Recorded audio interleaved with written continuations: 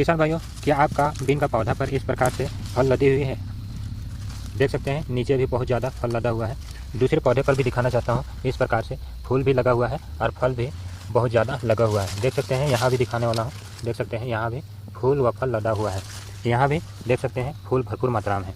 तो किसान भाइयों, आप ज़रूर कह सकते हैं कि मेरा बीन का पौधा पर भी इस प्रकार से फल लदा हुआ है, लेकिन यह नहीं कह सकते हैं कि नए पौधा पर है कि पुराने पौधा पर। आप ज़रूर कह सकते हैं कि नए पौधा पर ही फल इस प्रकार से लदा हुआ है। लेकिन किसान भाइयों, इसकी तोड़ाई 5 से 6 बार हो गया है और फिर से इस प्रकार से फल देखने को मिल रहा है।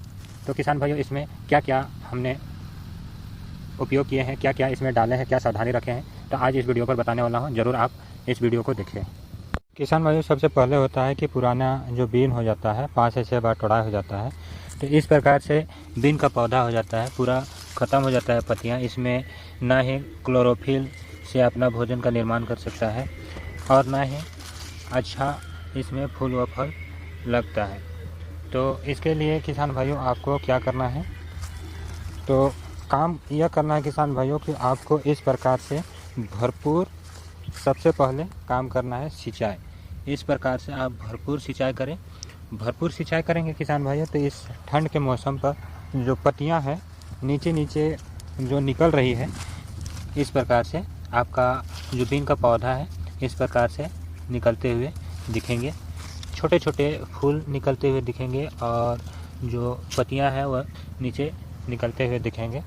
तो इसमें किसान भाइयों आपको इस प्रकार से आपको सबसे पहला काम करना है कि नियमित सिंचाई करना है, भरपूर मात्रा पर सिंचाई करना है। मिट्टी को सूखने नहीं देना है।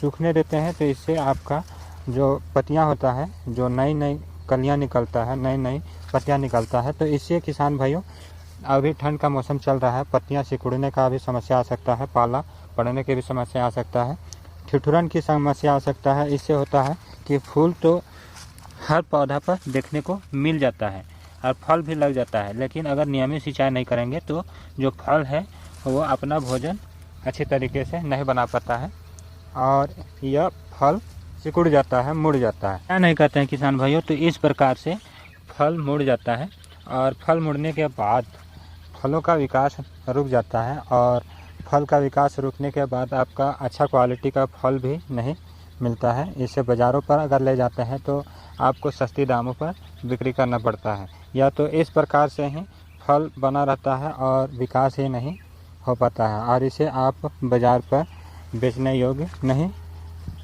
कर सकते हैं। तो इसके लिए आपको पहला काम करना है कि नियमित सिंचाई करना है, मिट्टी को सूखने नहीं देना है।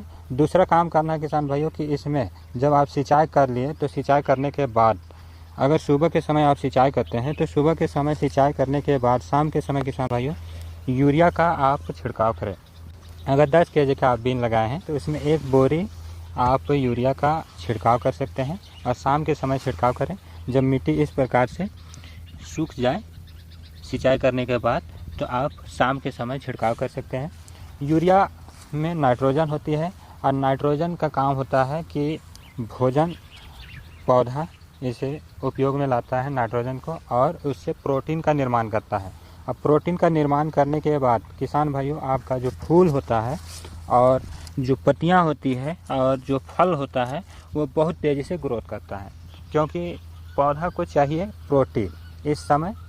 तो किसान भाइयों इससे आपका पौधा पर बूस्ट आता है, एक तरह का किसान भाइयों टोनी का काम करता है यूरिया। इस समय आप छिड़काव करते हैं तो बहुत तेज़ी से आपकी नई नई शाख का निर्माण होगा। इस प्रकार से नई नई शाख का निर्माण होगा और बहुत तेज़ी से पत्तियां हरियाली आएगी और इससे भोजन बहुत तेज़ी से बनाएगा और जो फल है किसान भाइयों आपका इस प्रकार से सीधा सीधा लंबा लंबा देखने को मिलेगी।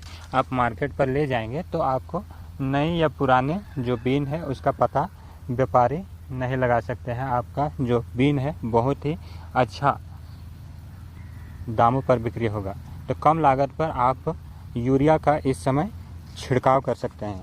तीसरा है किसान भाइयों आप एमिनो एसिड, एक दवा आता है लिक्विड फॉर्म पर आता है, आप उसका छिड़काव कर सकते हैं। एमिनो एसिड है किसान भाइयों कि प्रोटीन का ही भाग है, लेकिन इसे मॉडिफाई किया गया है। आप उसका छिड़काव करते हैं तो जो आप यूरिया का स्प्रे या छिड़काव करते हैं तो यूरिया में प्रोटीन नाइट्रोजन को एक्सेप्ट करता है पौधा, उसके बाद ही वह प्रोटीन का निर्माण करता है। प्रोटीन का निर्माण करने के बाद वो एमिनो एसिड में बदलता है, तब जाके फूल व फल में तब्दील होता है। तो इसे समय लगती है यूरिया का छिड़काव करने पर। आप यूरिया का भी छिड़काव कर सकते हैं, उसके साथ में एमिनो एसिड का भी छिड़काव कर सकते हैं। तो मॉडिफाई किया हुआ रहता है, प्रोटीन का ही भाग होता है। आप एमिनो एसिड का छिड़काव करते हैं तो आपको बहुत जल्दी फ़ायदा देखने को मिलता है। आपका पौधा इस प्रकार से हर पौधा पर नई नई पत्तियां देखने को मिल जाएगी 8 से 10 दिन में, और इस प्रकार से फूल व फल देखने को मिल जाएगा। किसान भाइयों, आप देख पा रहे हैं जहाँ तक सभी जगह फूल व फल लगा हुआ है।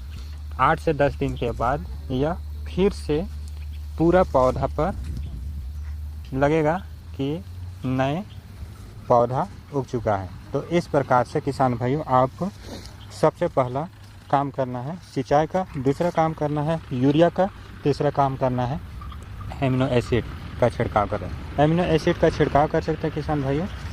15 लीटर जो टंकी होता है उसमें 25 से 30 ml आपको डालना है और उसे छिड़काव करना है। तो आपको यह वीडियो कैसी लगी? वीडियो अच्छी लगी हो तो किसान भाइयों एक लाइक ज़रूर करें, और चैनल पर नए हो तो चैनल को ज़रूर सब्सक्राइब कर लें। जय हिंद, जय जवान, जय किसान।